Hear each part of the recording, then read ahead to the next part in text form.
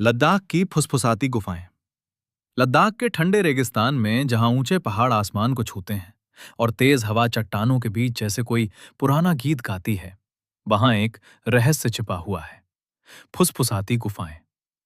सेरिंग नाम का एक लड़का बचपन से इन गुफाओं की कहानी सुनता आया था। गांव के बुजुर्ग कहते थे कि सिंधु नदी के पार एक गहरी घाटी में कुछ प्राचीन गुफाएं हैं, और अगर कोई रात के समय उन गुफाओं में जाए तो उनकी दीवारें पहाड़ों की यादें फुसफुसाकर सुनाती हैं।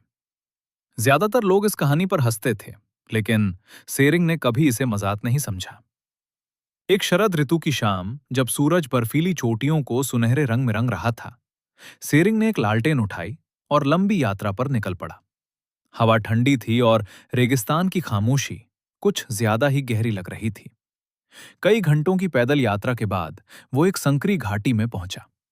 वहां चट्टानों के बीच कई अंधेरे द्वार दिखाई दे रहे थे। यही थीं फुसफुसाती गुफाएं। सेरिंग धीरे धीरे अंदर गया। शुरू में सिर्फ पानी की हल्की टपकने की आवाज थी और उसके कदमों की गूंज। उसने लालटेन ऊपर उठाई और उसकी रोशनी पत्थरों पर धीरे धीरे नाचने लगी।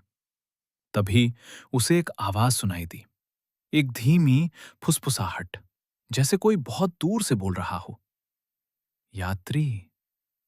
सेरिंग अचानक रुक गया। आवाज मानो गुफा की दीवारों से आ रही थी। हम याद रखते हैं।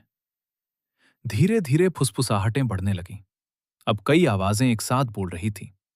वे सदियों पुरानी कहानियां सुना रही थीं, उन भिक्षुओं की जो यहां ध्यान लगाया करते थे, सिल्क रोड के उन व्यापारियों की जो तूफानों से बचने के लिए यहां रुकते थे, और उन हिम तेंदुओं की जो कभी इस घाटी में घूमते थे। ये गुफा समय की यादों को अपने अंदर संजोए हुए थी। सेरिंग आगे बढ़ता गया और हर कदम पर एक नई कहानी सुनाई देती रही। खुशी, दुख, उम्मीद और प्रार्थनाएं। आखिरकार वो एक बड़े कक्ष में पहुंचा, जहां छत खुली हुई थी और चांदनी अंदर चमक रही थी। अब आवाजें धीमी हो गईं और फिर एक आखिरी फुसफुसाहट सुनाई दी। अब तुम भी याद रखोगे। सेरिंग समझ गया, ये गुफाएं लोगों को डराने के लिए नहीं फुसफुसाती। वे इसलिए फुसफुसाती हैं ताकि अतीत कभी भुलाया न जाए। सुबह जब वो अपने गांव लौटा तो पहाड़ पहले जैसे ही थे, लेकिन सेरिंग अब एक रहस्य जानता था। उन शांत चट्टानों के बीच कहीं न कहीं पहाड़ अब भी बोल रहे थे। और अगर आप लद्दाख की हवा को ध्यान से सुने, तो शायद आपको भी उनकी फुसफुसाहट सुनाई दे।